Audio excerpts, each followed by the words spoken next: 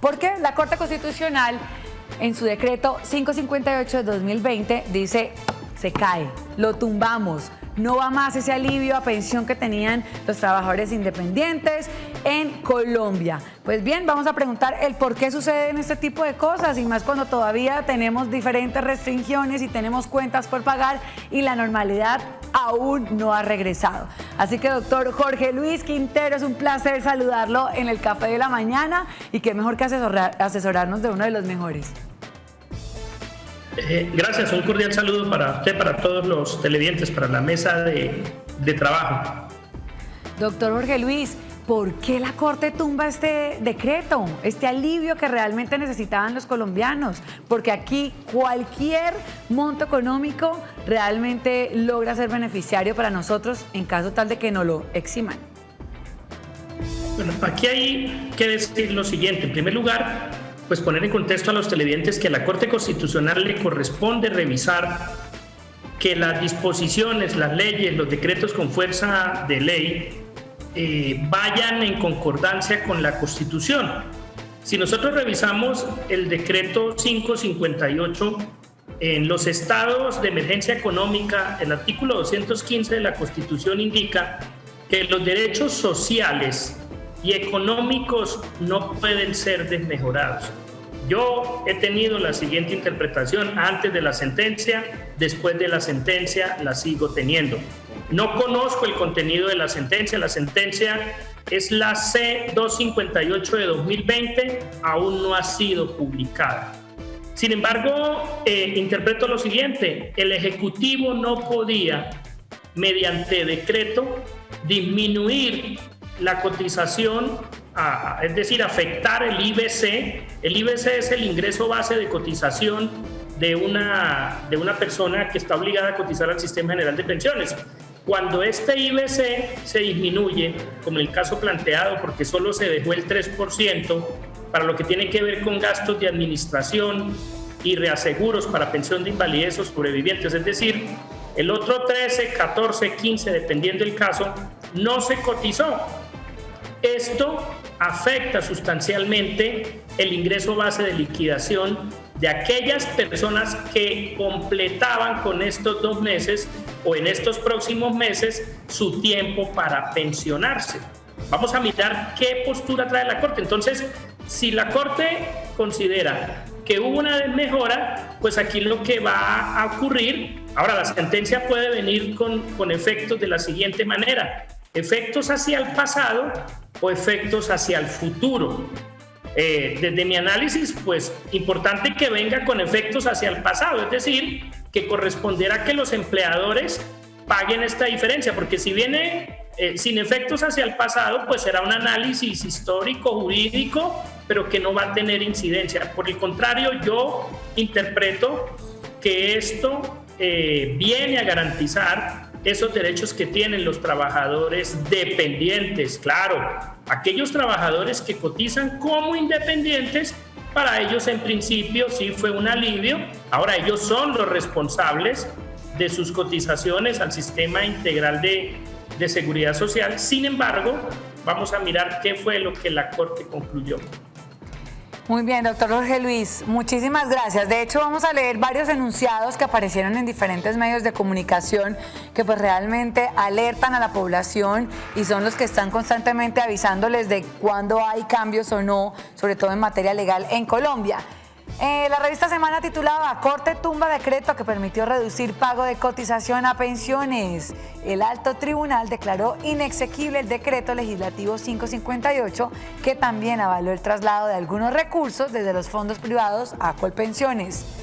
Segundo titular: Corte tumba decreto que permitió alivio aporte a pensión. Lo titula El Tiempo y dice: fallo es retroactivo. Trabajadores y empresas tendrían que reponer aportes no realizados por COVID. Y el tercer titular dice acerca, ya lo vamos a ver, acerca precisamente de estas decisiones que toma la Corte Constitucional. ¿Qué podemos decir sobre esto, Doc? Bueno, interesante ese segundo titular que usted menciona. No tenía realmente, no lo conocía. Realmente cuando escucho la noticia de una sentencia, espero que salga la sentencia para remitirme a la fuente, pero efectivamente, mire, viene con efectos retroactivos. Si no, no tendría sentido la decisión. Considero que es una garantía que le correspondía a los trabajadores dependientes. Ahora, este decreto analizaba también otra situación, el traslado de los pensionados del régimen de ahorro individual con solidaridad, aquellos pensionados en la modalidad de retiro programado, cuyas pensiones ya correspondían a un salario mínimo. Esta es otra situación, vamos a mirar la Corte qué concluye aquí, pero en principio interpreté que el gobierno planteó también este traslado para tener flujo de caja en Colpensiones, claro, con unos costos a futuro representativos, pero aquí sí era una medida que no afectaba al pensionado, porque recordemos que solo fue a los pensionados del régimen de ahorro individual que en este momento están percibiendo una pensión ya de salario mínimo, pero insisto, este es el papel de la Corte, precisamente velar porque las normas se ajusten a la Constitución colombiana. Bueno, doctor, y de hecho invitamos a los televidentes a que envíen sus preguntas, sus consultas sobre este tema, pero vámonos con nuestro cuncho porque ahí tenemos una pregunta que ya realizó el televidente y dice así. El decreto también había permitido que se trasladaran desde los fondos privados a Colpensiones las mesadas de retiro programado de un salario mínimo, medida que también fue tumbada por el alto tribunal. Ya hemos mencionado la primera parte, pero ¿qué hay de la segunda? Las mesadas de retiro programado de un salario mínimo.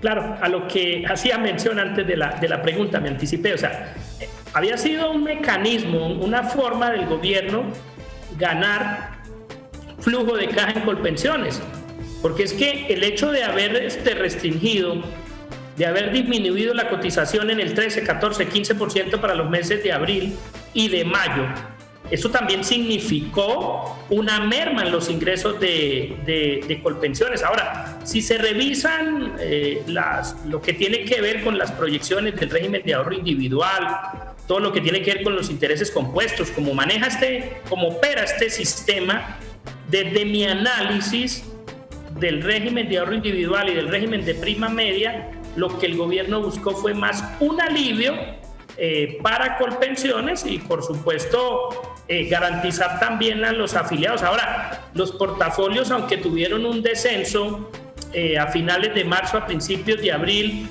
vinieron ganando rentabilidad mínima, pero la venían ganando. Y como son portafolios a mediano y a largo plazo, pues se esperaba que esta rentabilidad se mantuviera. Insisto, para mí fue más un alivio que el Ejecutivo buscó darle a Colpensiones, un flujo de caja al transferir estos ingresos que representaban más de 5 billones de pesos. Doctor, que ingresarían a Colpensiones. Muy bien, doctor, y para finalizar, hoy por hoy, tenemos que pagar el 100% de esa cotización de la pensión. ¿Qué hay para esos trabajadores independientes?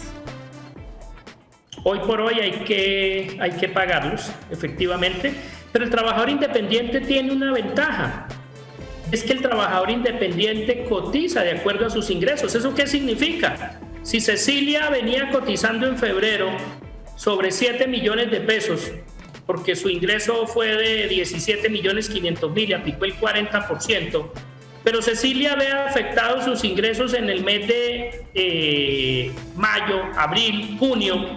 Sus ingresos se bajaron a 2 millones de pesos. Cecilia solo va a cotizar sobre un salario mínimo, porque al aplicar el 40% a 2 millones de pesos vamos a quedar con un ingreso base de cotización de salario mínimo. Entonces, importante que los independientes tengan presente que esto es una sentencia que no los afecta, porque la dinámica de cotización del independiente no varía. Y en cuanto a los trabajadores dependientes, considero que la medida corresponde.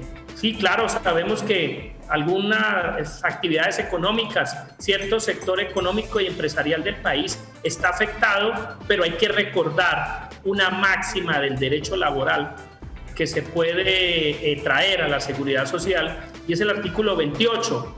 las pérdidas no se socializan con el trabajador.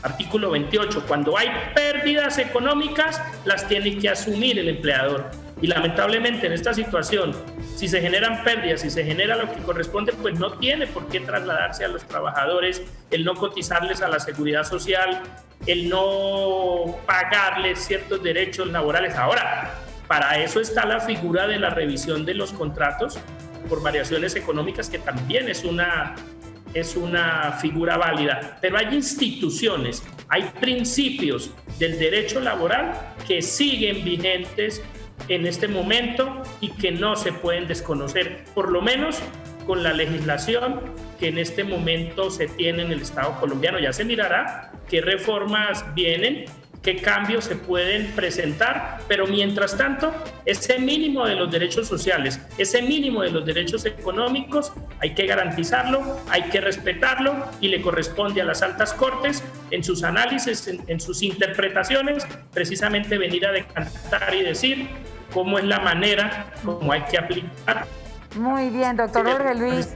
Pues muchas gracias por ilustrarnos. Ya saben, televidentes, que hay que ponerle lupa a este tema y que no lo coja desprevenido al momento de pagar sus aportes a la pensión, porque hay que regirnos a lo que dice la ley.